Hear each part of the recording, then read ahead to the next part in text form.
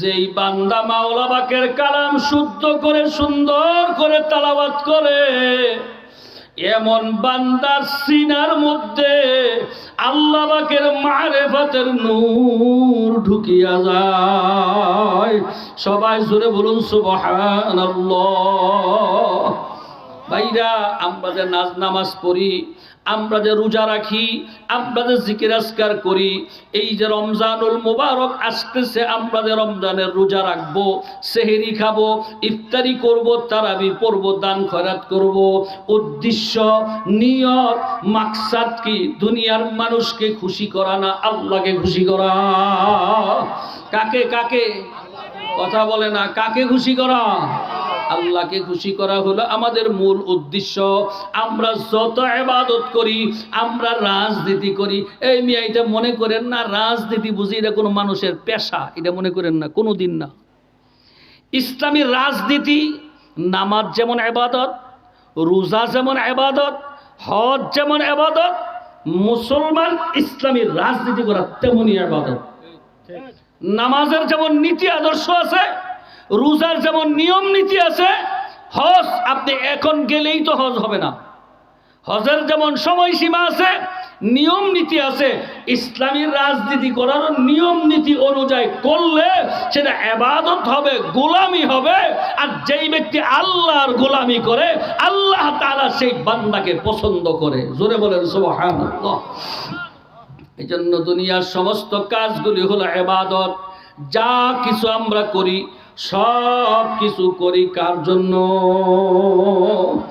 আমার মাওলানি আমার প্রতি খুশি হয়ে যায়, আমার মাওলানি আমার প্রতি সন্তুষ্ট হয়ে যায়, আমার মাওলানি আমার প্রতি রাজি খুশি হয়ে যায়, আমার মাওলানি একটু রহমতের নজর আমার দিকে তাকায়, আমার মাওলানি আমাকে ক্ষমা করিয়া দেয়, আমার মাওলানি তার কাছে আমাকে একটু কবুল করিয়া নেয়।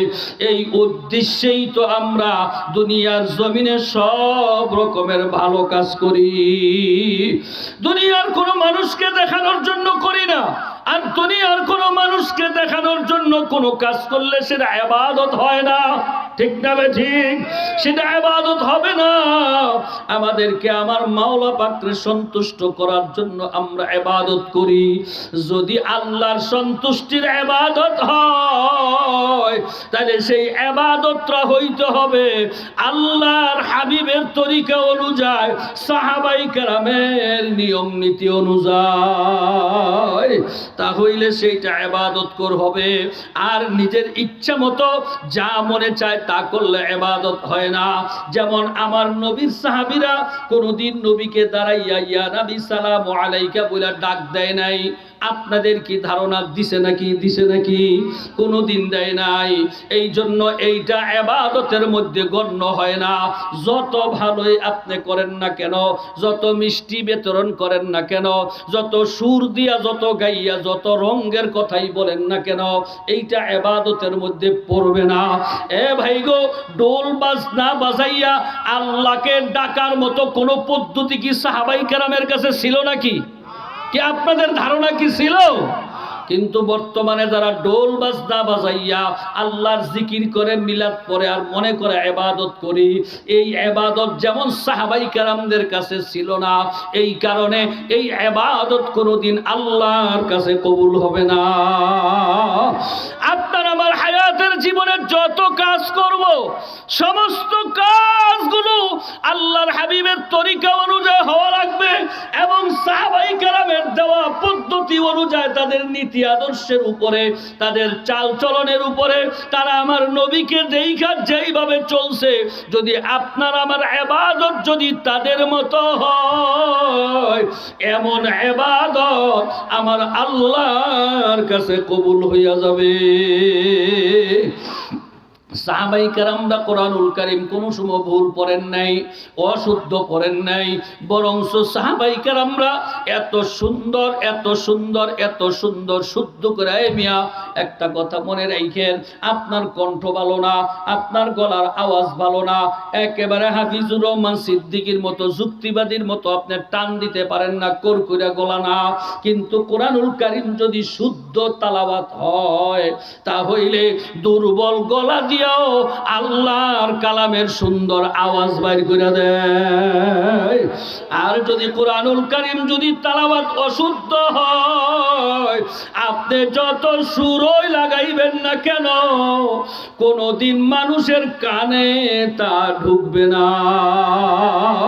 সাহাবায়ে কেরামরা শুদ্ধ তেলাওয়াত করছেন, সাহাবায়ে কেরামদের চলাফেরা সুন্নত সুন্নত তরিকা মতো ছিল, এবং প্রত্যেকটা সুন্নতের মধ্যে এমন ভাবে আল্লাহ পাকের রহমত ও বরকত ছিল।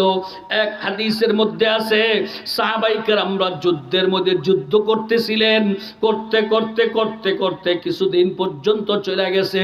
কাফেররাও যুদ্ধ করে, মুসলমানরাও যুদ্ধ করে। যুদ্ধ চলতে চলতে যার যার যুদ্ধের সামান আর আসবাবগুলো কিছু নষ্ট হয়ে গেছে, কইমা গেছে। ঘোষণা হয়ে গেল যুদ্ধ 2 দিন বিরতি থাকবে, বিরতির মধ্যে যার যার সামানা রেডি করবে, আবার 2 দিন পরে যুদ্ধ শুরু হয়ে যাবে।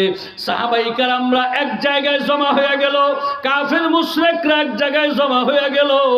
এই 2 দিনের মধ্যে কাফেরদের ভিতর থেকেও 2-3 জন গোয়েন্দা বানাইয়া রাখছে, মুসলমানের ভিতর থেকেও গোয়েন্দা বানাইয়া রাখছে। কারণ গোয়েন্দাদের কাজ হইল কখন তারা কি কি করে না করে সেই খবর তাদের কাছে পৌঁছাইয়া দেওয়া। কাফের মুশরিকরা রাত্রের অন্ধকারে তারা যখন নাকি আসছে মুসলমানরা কি করে দেখার জন্য, আইসা দেখে সমস্ত মুসলমানেরা তাহাজ্জুদের নামাজ আদায় করার জন্য ঘুম থেকে উঠে গেছে, সবাই ওযু করার জন্য রেডি হইতেছে।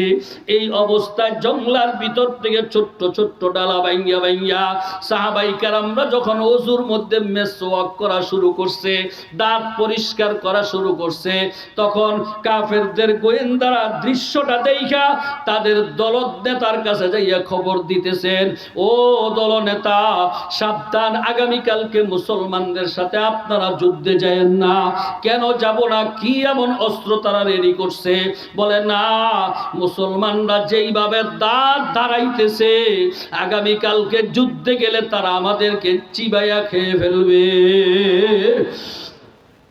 এ ভাই গো, পয়গম্বরের একটা সুন্নত মাত্র মেসওয়াক, অথচ আমার নবীর হাদিসের দ্বারা বুখারী শরীফে, মুসলিম শরীফে, তিরমিজি শরীফে, সিয়াসিত্তার সমস্ত কিতাবের মধ্যে এই মেসওয়াকের ফজিলতের কথা বর্ণনা করা আছে। আমার নবী বলছেন, যেই ব্যক্তি মেসওয়াক করে ওযু করবে, মেসওয়াক করে দাঁত পরিষ্কার রাখবে, এমন ব্যক্তিকে আল্লাহ মওতের সময় আল্লাহ তাকে ঈমানের মৃত্যু দান করবেন। সবাই জোরে বলুন সুবহানাল্লাহ।